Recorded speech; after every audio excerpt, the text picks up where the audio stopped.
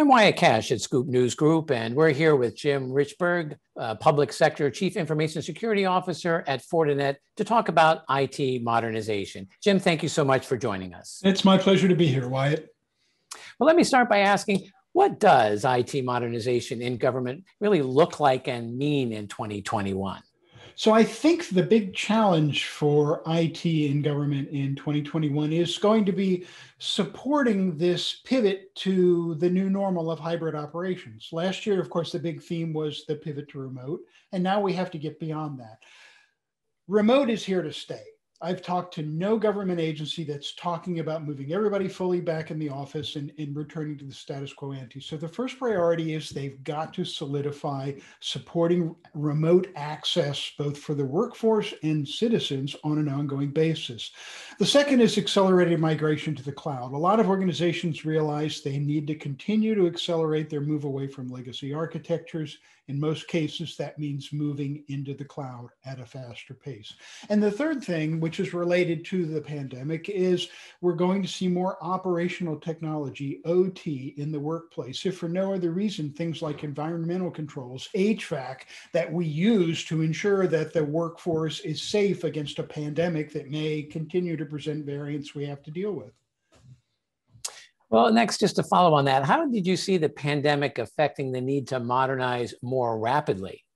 So I think the pandemic really validated the centrality of IT and security in government. It was no longer just a supporting service, because absent having both of those, when we went into lockdown, government would have gone into shutdown. The workers would have gone home and been idle. So this showed you needed them. This showed the convergence of security and networking or connectivity. It wasn't good enough just to say, we're sending you home, you can connect. We had to care about security at the same time. So it showed that we needed, and in fact could do both very expeditiously. Now, the table stakes for doing that for virtually every government agency was you needed to have a secure connection back to your assets, whether they were in headquarters or in the cloud, and you needed two-factor authentication. But at that point, you were essentially treating it as if the employee was at their desk in the office, logged on, working as usual. The reality is they're working in a small office, home office environment that the government had no visibility or control over. And we paid the price for that. We could measure the success of connectivity. Yep, everybody got connected, got up and running. We couldn't directly measure security. Now, Fortinet has a large security intelligence organization. And in the second half of the year, we saw ransomware, successful ransomware against government go up 700%. What had happened was the malicious actors followed the workforce to this more weakly defended home office environment, penetrated the endpoints, and then swam upstream to get back into the assets of the organization. That's a staggering number. Well, kind of looking a little bit forward now, what major priorities stand out in your mind for modernization in government? So I'll give you a couple that are IT and then a couple that are security. On IT, cloud, even though we're still working on accelerating it, I think we're going to keep the pedal to the metal on that. Now, the challenge is going to be very few organizations only have assets in one public cloud or in a hybrid cloud and a public cloud. They typically have relationships with with multiple cloud providers. And the challenge is, often they're presented with different security controls in each one, and that creates inconsistency. And inconsistency creates gap. Gap becomes vulnerability. And again, that's where we're going to get exploited. So ensuring we have consistency of access there. Modernizing legacy networks. Again, we're finding that software-defined networking is going to become increasingly important. If you start bringing people back to the workplace, but they may be hoteling rather than having dedicated desks, you may not want to continue to pull cable. You may want to have this ability to use software-defined networking to move people around.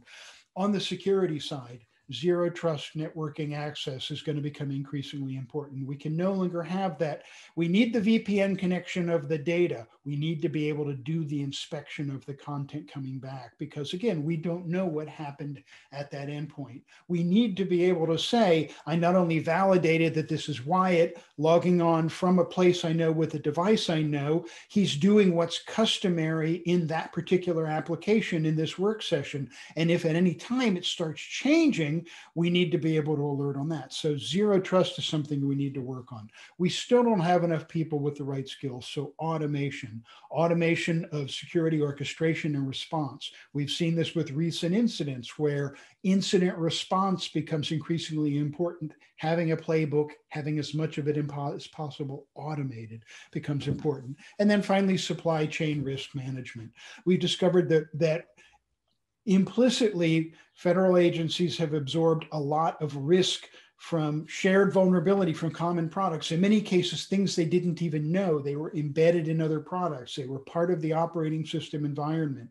And when we talk about supply chain, I think we need to talk about, I want to look at the hardware and the software, but also there are some more easily determined physical things, like asking questions like, where is the data being housed? Is it in a country that I have concerns about?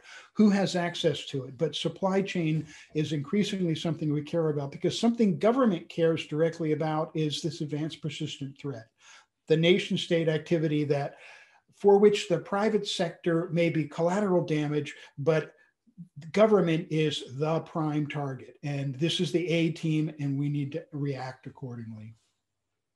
Well, finally, Jim, after agencies do more fully modernize, what comes next? So I see three things. Convergence accelerates because it's more about the access and the compute and less about the location. I don't care about what the network looks like. I don't care where you're trying to get onto it from. I really want to ensure you have connectivity, you can get to the compute resources, you can get to the data.